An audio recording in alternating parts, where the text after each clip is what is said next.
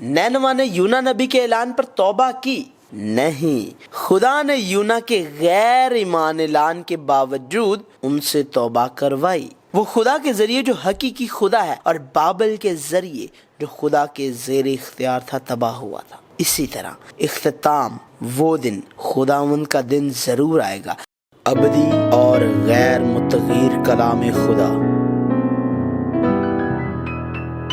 एक कहानी हिस्सा 68। नाहूम खुदावंद गयूर और इंतकाम लेने वाला खुदा है। नाहूम पहला बाब था 3 बाब। जैसा कि यूना की किताब में पहले ही इंकशाफ किया गया है कि असूर के खिलाफ फैसला खुदा के वक्त के तहत मुकर्रर किया गया था।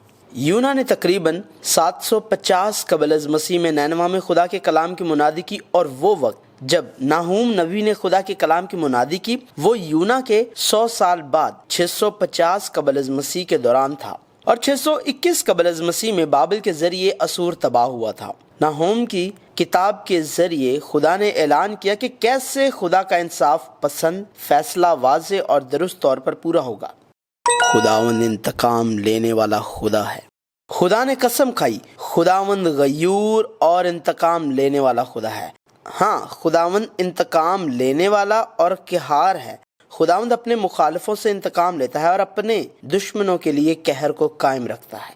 खुदावंद कहर करने में धीमा और कुदरत में बढ़कर है और मुजरिम को हरगिज बरी ना करेगा। खुदावंद की राह गर्दबाद और आंधी में है और बादल उसके पाँव की गर्द हैं, और वो अपनी अजमत को जाहिर करता है। और नैनवा की तरफ खुदा ने उन्हें तबाह और जिला वतन किया और कहा वो नेस्तो नाबूद कर देगा जैसे इंतबाह होता था, और आखिरकार वो उनको तबाह कर देगा। वो उनके खिलाफ जाएगा और उन्हें जला देगा।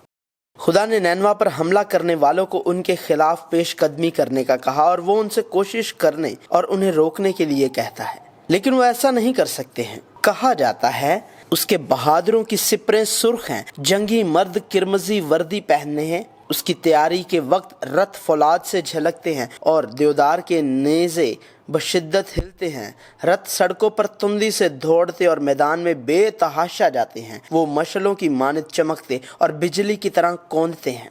वो उन्हें रोक नहीं सकते, ये इसलिए कि खुदा ने ये जंग की और खुदा उनके खिलाफ था। खुदा जिस फौज के साथ है वो फातेह है। आखिरकार नैनवा गिर गया, बस हसब बेपरवाह हुई और असीरी में चली गई। उसकी लौंडियां कुमरियों की मानित कराती हुई मातम करती और छाती पीटती हैं।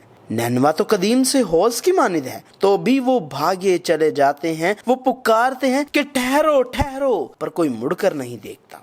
उनका सोना चांदी भी लूट लिया गया और उनके खजाने की लामतनाही फ्राहमी छीन ली गई। आखिरकार नैनवा खाली और वीरान हो गया, और वहां के बाशिंदे खौफ ज़दा और जर्द चेहरों से कांपते हौसला शिकन हो गए। नैनवा एक ऐसी जगह जो माजी में ताकत पर फख्र करती और कसीर दौलत रखती थी और कभी खौफ का अंसर नहीं थी। ये इसलिए कि खुदा उनके खिलाफ जाएगा और उनको बर्बाद कर देगा। खून रेज शहर पर अफसोस। असूर नैनवा बतौर उसके दारुल हुकूमत के साथ इंतहाई मजबूत था जब तक बाबिल की कुव्वतें न उभरी। वो बोलते और काम करते जैसे गोया वो दुनिया के मालिक, दुनिया के बादशाह हैं। वो गरूर, घुमंड, सरकशी और बदी से भरे थे। उन्होंने खुदा को तस्लीम ना किया और खुदा को नजरअंदाज किया, और उन्होंने अपनी ताकत को अपने माबूदों के तौर पर इस्तेमाल करते हुए दूसरी कौमों और लोगों को पामाल किया, जुल्म किया और हकीर जाना। शमाली इसराइल की तबाही के बाद असूरियों का गरूर आसमान तक पहुंचा। असूर का ओहदेदार जो जनूबी यहूदा आया और हिजकिय्याह से कहा, शाह असूर सखीरेब यूं फरमाता है कि तुम्हारा किस पर भरोसा है कि तुम यरूशलेम में मुहासरा को झेल रहे हो? क्या हिजकिय्याह तुमको कहत और प्यास की मौत के हवाला करने को तुमको नहीं बहका रहा है कि खुदावंद हमारा खुदा हमको शाह असूर के हाथ से बचा लेगा? क्या इसी हिजकिय्याह ने उसके ऊंचे मुकाम और मजहबों को दूर करके यहूदा और यरूशलेम को हुक्म नहीं दिया कि तुम एक ही मजबा के आगे सजदा करना और उसी पर बखूर जलाना? क्या तुम नहीं जानते कि मैंने और मेरे बाप दादा ने और मुल्कों के सब लोगों से क्या क्या किया है? क्या उन ममालिक की कौमों के माबूद अपने मुल्क को किसी तरह से मेरे हाथ से बचा सके? جن قوموں کو میرے باپ دادا نے بالکل ہلاک کر ڈالا ان کے معبودوں میں کون ایسا نکلا جو اپنے لوگوں کو میرے ہاتھ سے بچا سکا کہ تمہارا معبود تم کو میرے ہاتھ سے بچا سکے گا؟ پس حزقیہ تم کو فریب نہ دینے پائے اور نہ اس طور سے بہکائے اور نہ تم اس کا یقین کرو، کیونکہ کسی قوم یا مملکت کا دیوتا اپنے لوگوں کو میرے ہاتھ سے اور میرے باپ دادا کے ہاتھ سے بچا نہیں سکا، تو کتنا کم تمہارا معبود تم کو میرے ہاتھ سے بچا سکے گا؟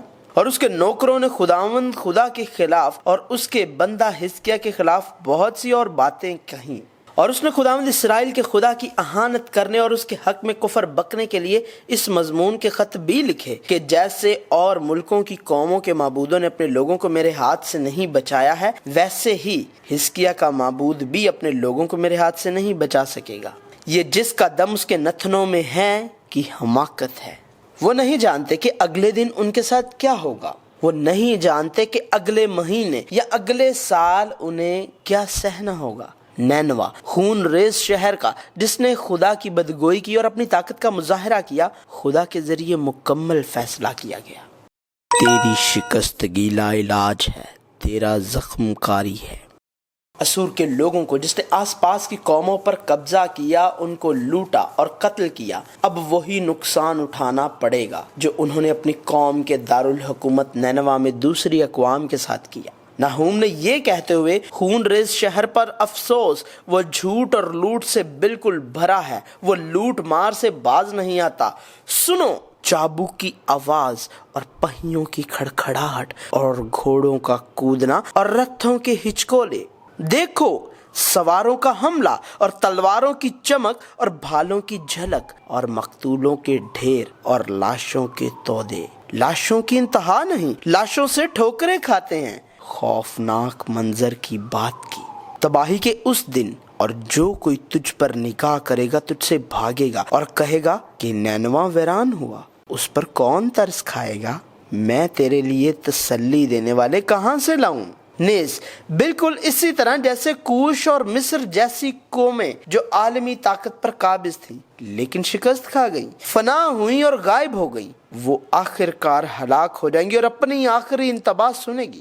اے شاہ اسور، تیرے چرواہے سو گئے، تیرے سردار لیٹ گئے، تیری رایا پہاڑوں پر پراگندہ ہو گئی اور اس کو فراہم کرنے والا کوئی نہیں۔ تیری شکستگی لا علاج ہے، تیرا زخم کاری ہے۔ تیرا حال سن کر سب تالی بجائیں گے، کیونکہ کون ہے جس پر ہمیشہ تیری شرارت کا بار نہ تھا۔ اور اس انتباہ کے تقریباً 30 سال بعد یہ تاریخ کی حقیقت بن گیا۔ نینوا مکمل طور پر تباہ ہوا اور تاریخ سے مٹ گیا، یہ غائب ہو گیا۔